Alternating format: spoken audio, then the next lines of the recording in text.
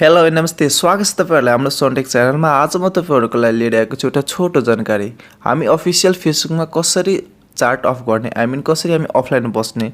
जस्तै इक्जाम्पलमा फेसबुक लाइटमा हामीले सिम्पली थ्री डटमा क्लिक गर्ने बित्तिकै त्यहाँ चार्टको अप्सन दिएको हुन्छ, हामी त्यहाँबाट अफ गर्न सक्छौं। र त्यसैगरी मेसेन्जर पनि सिम्पली सेटिङमा जाने बित्तिकै त्यहाँ तलतिर एक्टिभको अप्सन दिएको हुन्छ।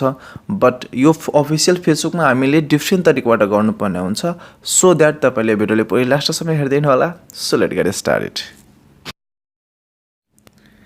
यसको लागि तपाईले फर्स्ट अफ अल के गर्नुपर्ने हुन्छ भन्दाखेरि अफिसियल फेसबुक ओपन गर्नुस् and then official Facebook open गरिसकेपछि तपाईले राइट साइडमा हेर्न सक्नुहुन्छ तीनटा धर्सो दिएको छ, त्यसमा ट्याब गर्नुस् एन्ड देन तपाई त्यसमा ट्याब गरिसकेपछि तपाई जानुहुन्छ सेटिंग्समा। तपाई हेर्न सक्नुहुन्छ तलतिर सेटिंग्स एन्ड प्राइभेसीको अप्सन दिएको हुन्छ।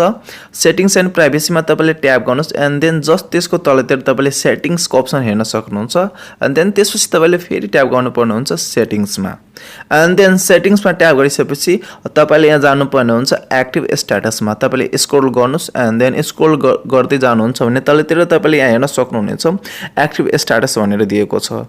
यसमा तपाई अन हुनुहुन्छ भने तपाई सबै साथीको अगाडि तपाई टर्न अन भएर देखाउँछ, तपाईको अन भएको देखाउँछ तपाईको फेसबुक एन्ड देन त्यसमा ट्याब गरिसकेपछि यहाँ हेर्न सक्नुहुन्छ यो अन छ अहिले। अब यसलाई तपाईले के गर्नुपर्ने हुन्छ, यसमा ट्याब गरेर तपाईले टर्न अफ गर्नुहुन्छ भने यसमा ट्याब गर्नुस् एन्ड देन टर्न अफ गर्नुहुन्छ भने तपाई सबै साथीको अगाडिबाट अफलाइन हुनुहुन्छ। यसरी तपाई यो अफिसियल फेसबुकबाट अफलाइन जान सक्नुहुन्छ, अफ जान सक्नुहुन्छ।